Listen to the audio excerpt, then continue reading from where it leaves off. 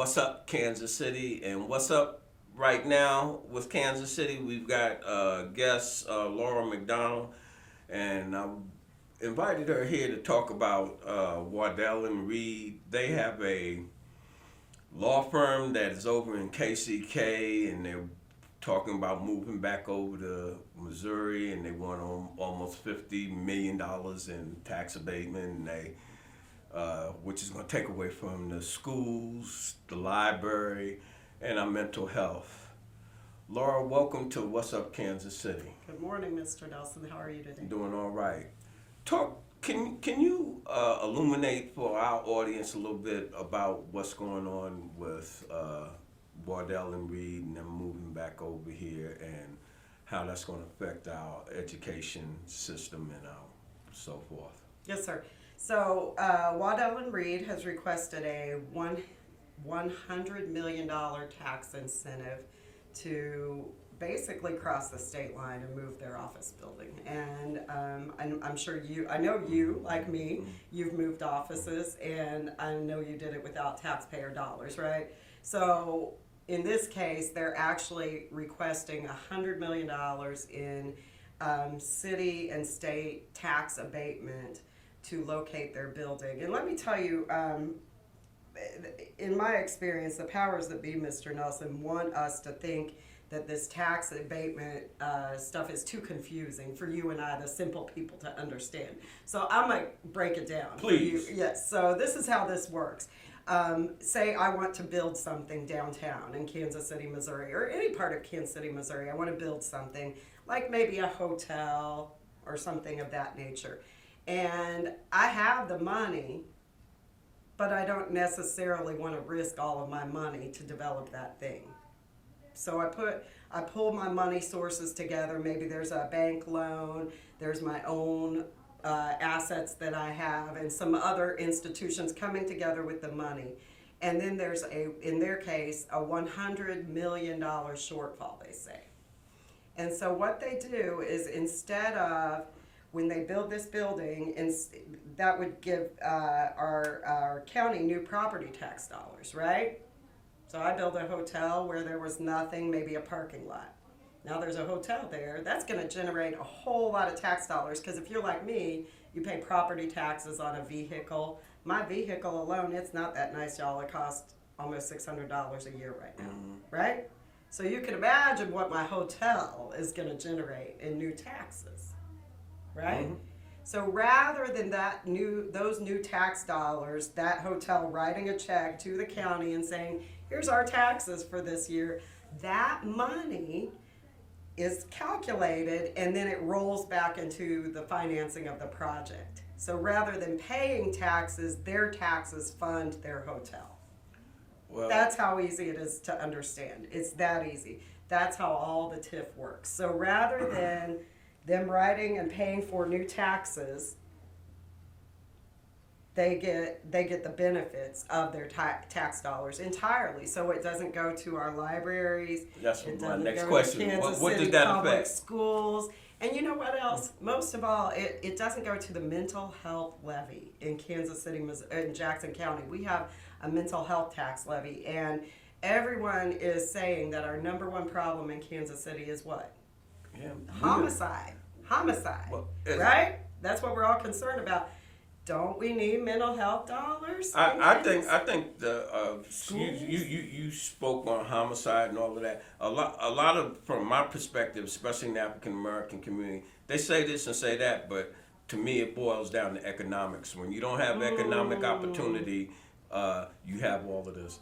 Now, when we talk about mental health, I think with living in 219, 220, the pressures that are on the average person day to day is it's just crushing, and financial pressures to live, to breathe. You wake up, a little man comes, says $20 please. You say, what for?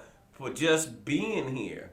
And when you're not in position to deal with this, and you work in these low-paying wage jobs, the McDonald's and the Burger Kings and so forth, you're going to have a lot of pressure and pressure bust pipes, and you see all of the school killings, the rampages, and all of that to me is about financial pressure, which goes into other things, leads into other things. It's like you're arguing with your husband or your spouse about the salt shaker, but it's really not about the salt shaker. It's about not bringing in a sufficient amount of economics, and that we have some serious mental health issues, and not only we can't afford to be giving large companies like Waddell and Reed and these other companies the money that's supposed to go to educate our kids with the library, with the school district. I think it's a part at best. Really, I don't even have no words for what I see the administration doing. When I went to speak against this last week, one key point that Brandon Ellington brought up, he was like, if I can remember, I think Waddell and Reed was over in Missouri. And now they move over to Kansas, and this is a pattern that I see with most of these companies. And we as the taxpayers, we have to foot the bill. And they do all of this under the cloak of darkness. Yeah. Economic development for who? Thank you. So the original plan for TIF, I mean, all along, and it still exists, TIF is supposed to be spent, tax increment financing is only supposed to be utilized, Mr. Nelson, in blighted areas, right? Plaza's blighted. And so the city council, past and present councils have blighted the plaza. They blighted 63rd and Oak, right? Anyone live in Brookside? Is your neighborhood blighted? It was last year, according to the city council. And then Crown Center was blighted. When I lived in that area, I did not feel that we had a blighted neighborhood. But how you feel about the property taxes going up? Is blighted. But I can no longer afford to live in that part of town as a renter. I moved way up by the airport, but that area is blighted. And they do that so they can incentivize the project. So our position has always been at Moore Square, we've always maintained, you do economic development. What's blighted now continues to be from Troost to Van Brunt. We know that, right? And they're pushing Troost eastward, right? It'll eventually be like Prospect to Van Brunt, and maybe even like a tighter little alley of blightness. But that's it. Like, if we're talking about what's blighted, it isn't anything west of Troost in our whole entire city right now. Do you think this is going to pass for them? Yes, I absolutely think on Thursday at 3:00, Waddell and Reed will get a TIF to move their office building to a brand new shiny office building at the expense of Kansas City Public School students and anyone who uses the library and anyone who needs mental health care and, frankly, anybody who needs a job this side of Troost. Right? And they say they're going to create jobs, but my understanding after the breakdown, 100 jobs might, and all that stuff going downtown has nothing to do with really. Well, listen, I'm a construction worker's daughter. I believe in construction jobs. That's great, but they're temporary. Like, you erect something one time, right? It's not like you're gonna keep.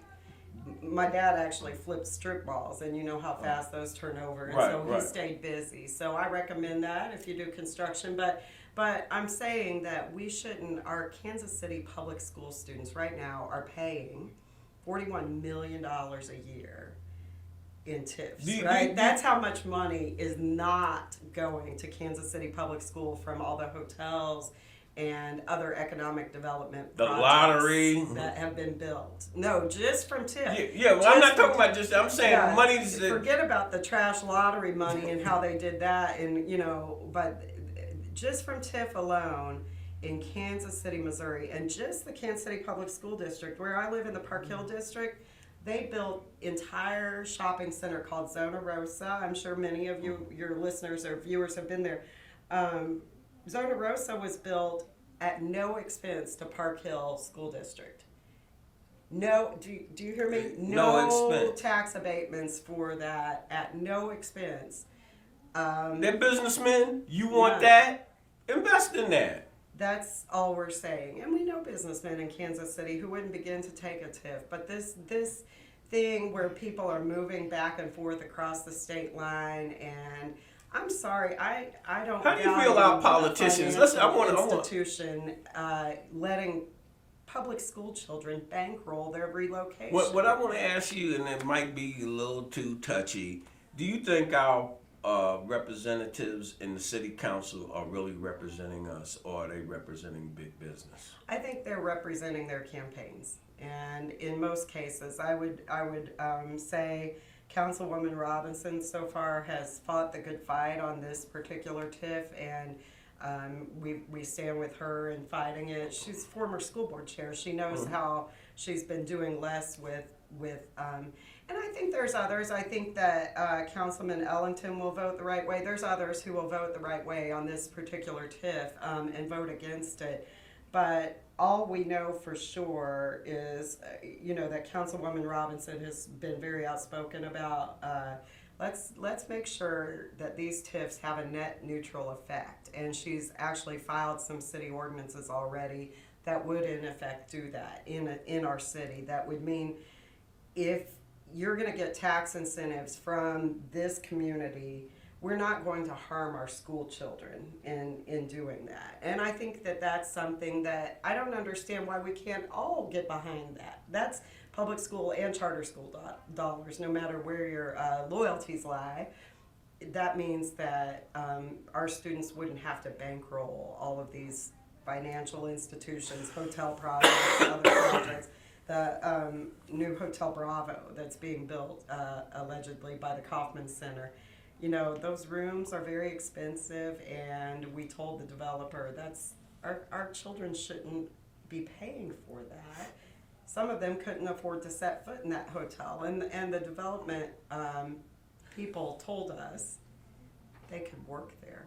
Yeah, I know when I have had Crosby Kemper on the show, he has really reeled against all of this. It's a mess. Because it's really and I was wondering whether, I'm like, Crosby, you giving up the fight? They very much engaged in this fight with us. They had some people representing the library when I went to speak, but I'm saying it's just disgusting. Yeah. Mr. Kemper has been very good for this fight as a loyal library employee, as well as just a good citizen. I think it's interesting to have him. I've heard him do interviews with you and other people around town where he's spoken about his family never would have had it this way. The Kempers, we know Kemper Arena and Kemper Museum and other great institutions in Kansas City. Though that family never would have back in the day. They tried to invest as much money as possible in the community that made them wealthy, frankly. Our community made a lot of people wealthy. Kaufman got wealthy here in this community. God forbid you should remove money from the schools and libraries and other institutions that helped make your family wealthy. It's shameful, frankly. Yeah, well, you see, early in the conversation, I didn't even have words I could express how disgusted I'm at with the whole situation as it relates to not just this TIF, what has taken place in the past on the plaza and around town that they've named these places blighted. You want to see some blight? Come across Truce. Come run down Prospect for a minute. You'll see some blight, and I'm like, and that's why I asked you, do you think I'll, and you stayed on point with just this subject, but are they representing us in general well? Because they have the ability to make these changes. Well, we have a number of new people on council right now, right? Nine new council people, and so I could only speak to the history of who's been there before. Well, there's 8 new people, I believe, right? So Laura is back, Councilman Fowler is back, Hall is back, and Shields, and everybody else is new. Got to learn the. Oh wait, I forgot Lee Barnes. Yeah, but he's not new. He knows his way around, and isn't he chairing? Councilman Barnes is back. Isn't he chairing when I was there, it looked like he was chairing that committee over this Waddell and Reed. Oh, the TIF commission Yeah. is that who you testified to? Was it the TIF I was commission or no. We was at Council council meeting. meeting, and that's when I seen EDC was representing Waddell and Reed, and I was like, "What's that all about?" Yeah, it's really interesting. I think that is an interesting observation. So EDC is a division of City Hall, right? Exactamundo. So, you know, I actually said that to a council person this past week. I said it's almost like I was on a commission.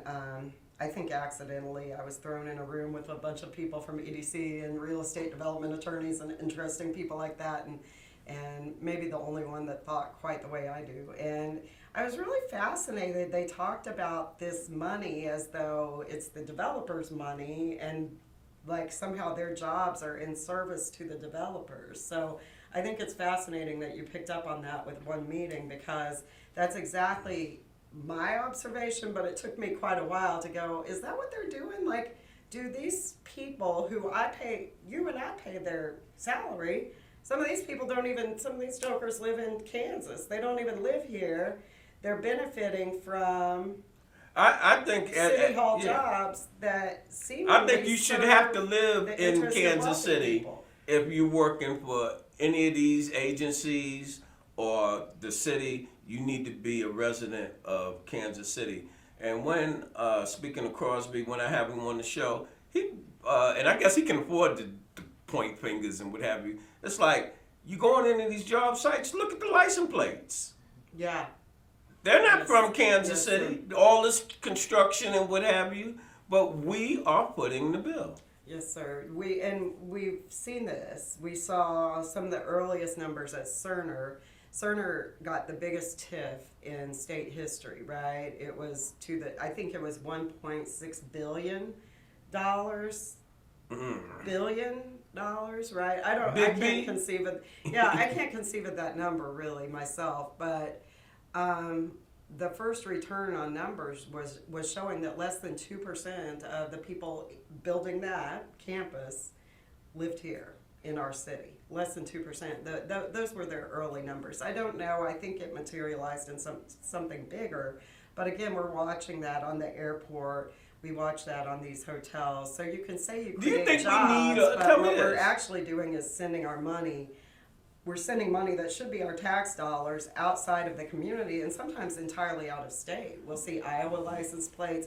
There is no like day shift from Iowa. You aren't going to jaunt down here a 3-hour trip and drive back to your family in the evening.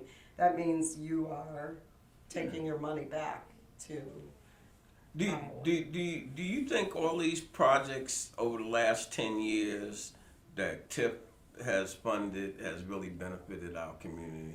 Well, we think not. I mean, we're waiting on some.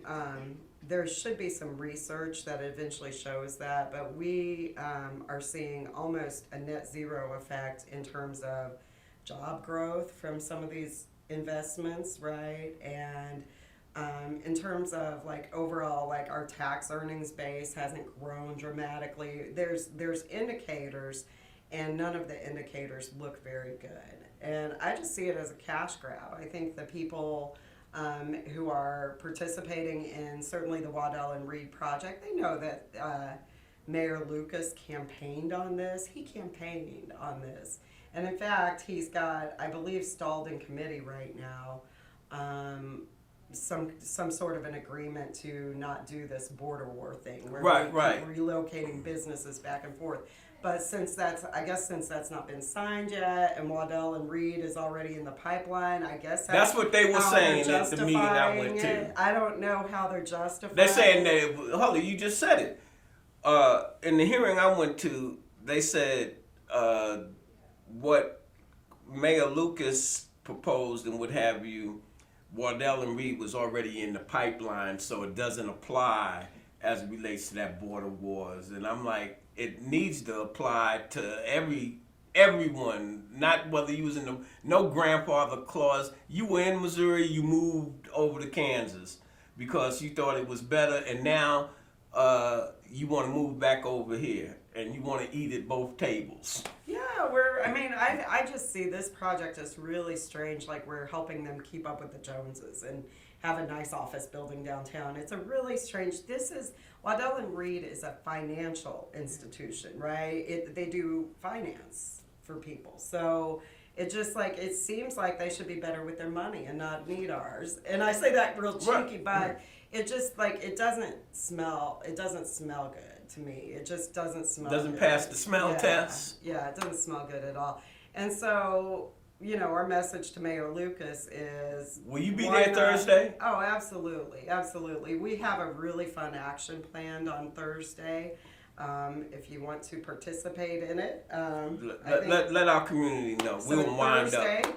Thursday, 3 p.m., 414 East 12th Street is City Hall, and we'll be on the 26th floor in Chambers, 3 p.m. this Thursday. And I think the show will go on maybe 2 hours. You should completely feed that parking meter if you're street parked. We don't want you getting a ticket to come out and show support, but 414 East 12th Street. We think the meeting starts around 3 o'clock, and it probably will go late. They usually, interesting, Mr. Nelson, they usually hold this thing until the very end. They do the things that are popular first in the city council meeting. So they celebrate, so-and-so's retirement, or, somebody might get a proclamation. So that's what that is?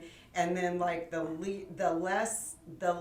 least popular things go on the end of the docket. And so there's fewer people watching them vote. So stay to the end, because that's where it gets exciting always, right? Because I know you got to pick your kid up. I do too. Yeah, but I went at 1:30, and I was wondering why I didn't get out of there until 4:30. Yeah, they'll do that it came at the end. Yeah. Yes, sir. That's by design. I believe, because, we are a, let's go kind of society. New York We're Minute. Impatient, yes, and they know it. So don't be so impatient that you don't stay for the full vote at the end. All right. In closing, as I always say, when you invest in your community, you're really just investing in yourself. Good night. Amen.